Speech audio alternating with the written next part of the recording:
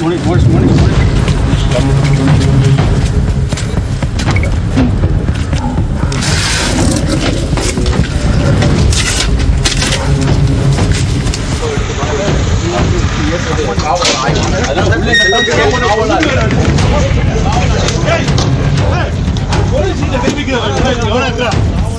கலேபரத்திற்கு காரணம் சீமான் விஜயலட்சுமி பிரச்சனையே. தன்னை ஏமாற்றிவிட்டதாக நடிகை விஜயலட்சுமி அளித்த புகார் குறித்து விசாரித்து 12 வாரங்களில் அறிக்கை தாக்கல் செய்ய சென்னை உயர்நீதிமன்றம் உத்தரவிட்டது. இது தொடர்பான விசாரணைக்கு நேற்று ஆஜராகுமாறு சீமானுக்கு வளசரவாக்கம் காவல்துறையினர் சம்மன் அளித்திருந்தனர். அவர் ஆஜராகாத நிலையில் இன்று ஆஜராகுமாறு சம்மன் அளிக்க நீலாங்கரையில் உள்ள அவரது வீட்டிற்கு காவலர்கள் சென்றனர். சீமான் வீட்டில் இல்லாத நிலையில் வீட்டிற்கு வெளியே சம்மனை ஒட்டினர். சீமான் ஆஜராகாவிடில் கைது செய்ய நேரிடும் என்றும் அதில் எச்சரிக்கப்பட்டிருந்தது. சம்மன் ஒட்டப்பட்ட அடுத்த சில நிமிடங்களிலேயே சீமான் வீட்டு பணியாளர் சுபாகர் என்பவர் அதனை கிழித்தெறிந்தார்.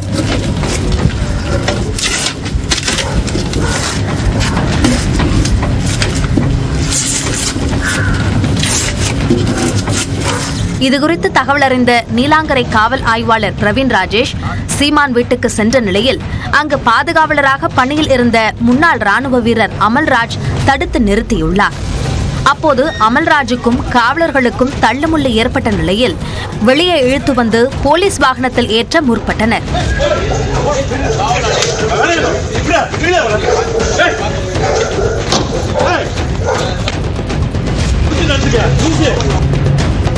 ஆனால் அவர் வாகனத்தில் ஏற மறுத்து தொடர்ந்து எதிர்ப்பு காட்டினார். இதையடுத்து காவலர்கள் அவரை குண்டுக்கட்டாக தூக்கி வாகனத்திற்குள் ஏற்றினர்.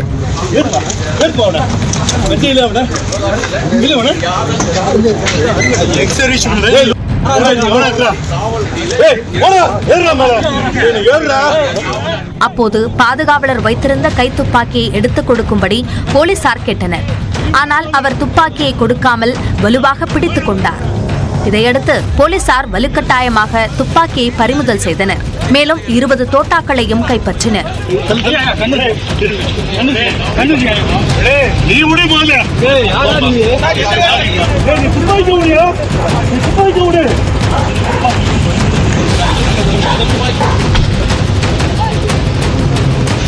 பாதுகாவலரை காப்பாற்றுவதற்காக சீமானின் மனைவி கயல்விழி ஓடி வந்து போலீசாரிடம் மன்னித்து விடுங்கள் என்று கெஞ்சினார்.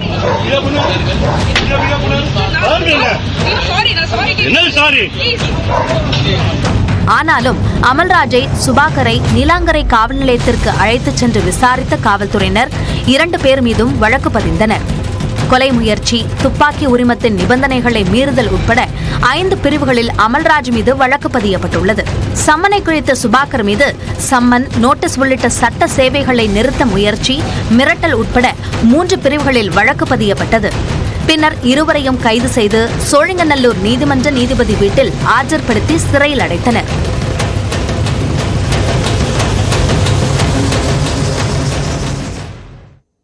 காவல்துறை சம்மனுக்கு ஆஜராக முடியாது என கூறியிருக்கக்கூடிய சீமான் உச்சநீதிமன்றத்தை நாடியிருக்கிறார். வருவேன், நாளைக்கு 11 மணிக்கு தான் வந்தாகணும், வர முடியாது, ஒன்னால முடிஞ்சது. தனது வீட்டில் காவல்துறை சம்மன் ஒட்டப்பட்டு பெரும் கடைபரமான நிலையில் ஒசூரில் செய்தியாளர்களிடம் சீமான் தெரிவித்த கருத்தே இது. ஏற்கனவே காவல்துறைக்கு தாம் ஒத்துழைப்பு அளித்ததாகவும் தற்போது விசாரணைக்கு ஆஜராக முடியாது என்றும் சீமான் கூறினார். நீங்க ஒட்டிட்டு போன பிறகு என் வீட்டு கதவுல இருக்கிறது அங்கே வேலை என் தம்பி ஒருத்தர் கிழிச்சுட்டாரு. அதுல என்ன பிரச்சனை? நீங்க இது ஒண்ணு நான் தான் வருவேன்னா வருவேன்ல. ஏற்கனவே வந்து உங்களுக்கு முன்னாடி நீங்க விசாரிச்சதுக்கு பதில் சொன்னவன் தானே நான். வருவேன், நாளைக்கு 11 மணிக்கு தான் வந்தாகணும், வர முடியாது, ஒன்னால முடிஞ்சது. இந்நிலையில் தன்னை காங்கிரஸ், பாஜக அழைத்து வந்ததாக கூறிய சீமான் தற்போது திமுகவை குற்றஞ்சாட்டுவதாக நடிகை விஜயலட்சுமி விமர்சித்துள்ளார். திமுக ஒன்றும் உங்களை வந்து போன வருஷம் விஜயலட்சுமிக்கு 50,000 ரூபாய் கொடுத்து இந்த மாதிரி கேவலப்புற்று வேலைலாம் பண்ணு அப்படின்னு சொல்லலை. ஸோ ஏன் அவங்கள சும்மா வீணா வம்புக்கு இழுக்கிறீங்க? அப்போ இன்னொரு விஷயம் சொன்னீங்களாம், அந்த பொம்பளை கொஞ்சம் நேரில் வர சொல்லுங்க, நான் உட்காந்து பேசுகிறேன் அப்படின்னு. நான் காத்துட்டு இருக்க சீமான் அவர்களே, ஏமாத்தாதீங்க சீமான் அவர்களே, என்னோட பாவத்தை கட்டிக்காதீங்க. 2 நாளைக்கு முன்னாடி கூட சமாதான பேச்சுவார்த்தைக்கு நீங்க ஆட்களை அனுப்பிச்சுட்டு இன்னைக்கு அப்படியே பிரஸ் கிட்ட வந்து அவ அப்படி இப்படி அப்படின்னு இன்னைக்கு கூட துரோகம் பண்றீங்களா? அதான் நான் சொல்லிட்டே இருக்கிறேனே, என்னோட பாவம் உங்களை சும்மாவே விடாது. காவல்துறையின் விசாரணைக்கு ஆஜராக மாட்டேன் என கூறிய சீமான் உச்சநீதிமன்றத்தை நாடி உள்ளார்.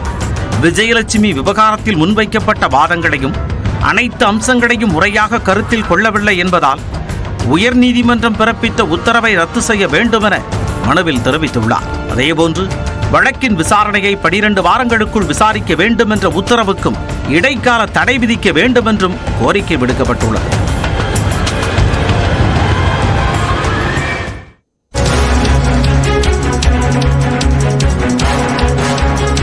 அனைவருக்கும் வணக்கம்.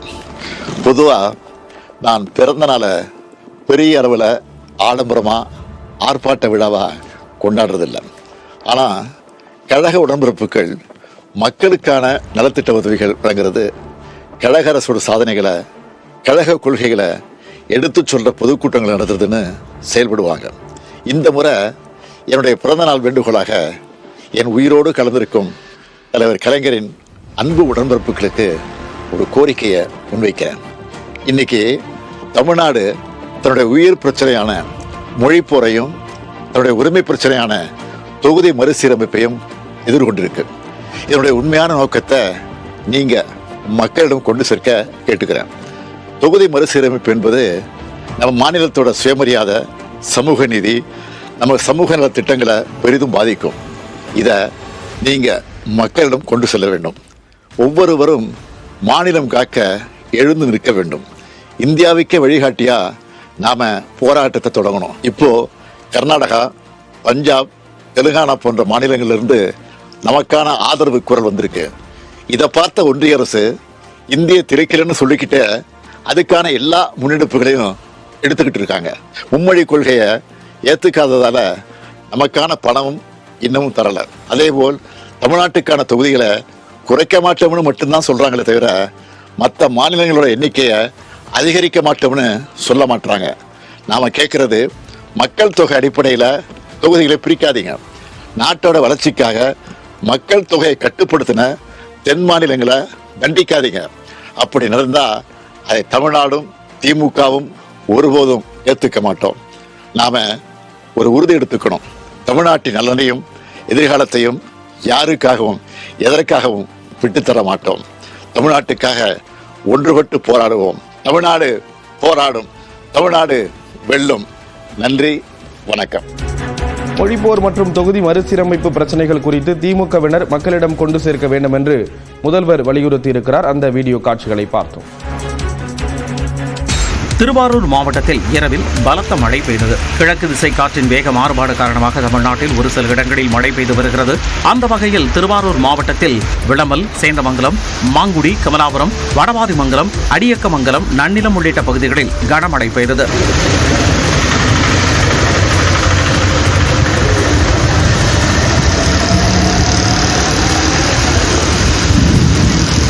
இந்நிலையில் கடலோர தமிழகம், உள்தமிழகம், புதுச்சேரி மற்றும் காரைக்காலில் இன்று இடி மின்னலுடன் மிதமான மழை பெய்யலாம் என்று வானிலை ஆய்வு மையம் கூறியுள்ளது. கன்னியாகுமரி, திருநெல்வேலி, தென்காசி, தூத்துக்குடி, விருதுநகர், ராமநாதபுரம், புதுக்கோட்டை, சிவகங்கை, தஞ்சாவூர் மற்றும் மதுரை மாவட்டங்களில் இன்று கனமழை பெய்ய வாய்ப்புள்ளது. சென்னை மாநகரில் இன்று இடி மின்னலுடன் மிதமான மழை பெய்யலாம் என்று கூறியுள்ளது. நாளை கன்னியாகுமரி, திருநெல்வேலி, தென்காசி, தூத்துக்குடி, விருதுநகர் மற்றும் ராமநாதபுரம் மாவட்டங்களில் கனமழை பெய்யலாம் என்றும் வானிலை ஆய்வு மையம் கணித்துள்ளது. டெல்டா மாவட்டங்களில் 2 நாட்களுக்கு கனமழை பெய்யும் என்று எச்சரிக்கை விடுக்கப்பட்டுள்ளதால் அந்த மாவட்டங்களில் நெல் மூட்டைகளை பாதுகாப்பாக கொள்முதல் செய்ய நடவடிக்கை எடுக்கும்படி மாவட்ட ஆட்சியர்களுக்கு முதலமைச்சர் மு க ஸ்டாலின் அறிவுறுத்தியுள்ளார். தஞ்சாவூர், திருவாரூர் உள்ளிட்ட டெல்டா மாவட்டங்களில் 2 நாட்களுக்கு கனமழை பெய்யும் என்று வானிலை ஆய்வு மையம் எச்சரிக்கை விடுத்துள்ளது. இந்த சூழலில் சென்னை தலைமைச் செயலகத்தில் முதலமைச்சர் மு க ஸ்டாலின் காணொலி காட்சி வாயிலாக தஞ்சாவூர், திருவாரூர், நாகப்பட்டினம், மயிலாடுதுறை, கடலூர் மற்றும் புதுக்கோட்டை மாவட்டங்களின் ஆட்சியர்களுடன் ஆலோசனை மேற்கொண்டார். அப்போது விவசாயிகளிடமிருந்து கொள்முதல் செய்யப்படும் நெல் மூட்டைகள் சேதமடையாமல் இருக்க தேவையான முன்னெச்சரிக்கைகள் மேற்கொள்வது குறித்து ஆலோசனை மேற்கொள்ளப்பட்டது. டெல்டா மாவட்டங்களின் ஆட்சியர்கள் மழையால் நெல் பாதிக்கப்படாமல் கொள்முதல் செய்ய வேண்டும் எனவும், கொள்முதல் செய்யப்பட்ட நெல் மூட்டைகளை பாதுகாக்க உரிய நடவடிக்கைகளை மேற்கொள்ள வேண்டும் எனவும் முதலமைச்சர் மு க ஸ்டாலின் அறிவுரை வழங்கினார். இந்த ஆலோசனைக் கூட்டத்தில் நீர்வளத்துறை அமைச்சர் துரைமுருகன், உணவுத்துறை அமைச்சர் சக்கரபாணி, தலைமைச் செயலாளர் முருகானந்தம் உள்ளிட்டோரும் பங்கேற்றனர். ராமேஸ்வரம் வட்டாட்சியர் அலுவலகத்தில் அதிகாரிகளோடு நடைபெற்ற அமைதி பேச்சுவார்த்தை தோல்வியடைந்ததால் திட்டமிட்டபடி உண்ணாவிரதம் மேற்கொள்ளப் போவதாக மீனவர்கள் திட்டவட்டமாக தெரிவித்துள்ளனர். கடந்த 23ஆம் தேதியன்று ராமேஸ்வரத்தைச் சேர்ந்த 32 மீனவர்கள் எல்லை தாண்டி சென்றதாக குற்றஞ்சாட்டி இலங்கை கடற்படையினர் கைது செய்து சிறையில் அடைத்தனர். இதனை கண்டித்து ராமேஸ்வரம் மீனவர்கள் கடந்த 4 நாட்களாக காலவரையற்ற வேலைநிறுத்த போராட்டத்தில் ஈடுபட்ட நிலையில் உண்ணாவிரதம் மேற்கொள்ளப் போவதாக அறிவிக்கப்பட்டது. இதனால் ராமேஸ்வரம் வட்டாட்சியர் அலுவலகத்தில் அதிகாரிகள் மீனவர்களிடையே அமைதி பேச்சுவார்த்தை நடைபெற்றது. பேச்சுவார்த்தையில் சுமூக முடிவு ஏற்படாததால் திட்டமிட்டபடி இன்று உண்ணாவிரத போராட்டம் நடைபெறும் என்று அறிவித்தனர். மத்திய மாநில அரசுகள் இந்த எங்களுடைய போராட்டத்தின் வாயிலாக என்ன அறிக்கை விடுறோம்னா, எங்களுடைய படகுகளை மீனவர்களை மீட்டுக் கொடுத்தா இந்த போராட்டம் வாபஸ் ஆகும், இல்லைன்னா தொடர் போராட்டம் நடந்துகிட்டே இருக்கும். அரசு செவி சாய்க்கவில்லை என்றால் மாநிலம் தழுவிய அளவில் மீனவர்கள் போராட்டம் ஒருங்கிணைக்கப்படும் என்றும் தெரிவித்துள்ளனர்.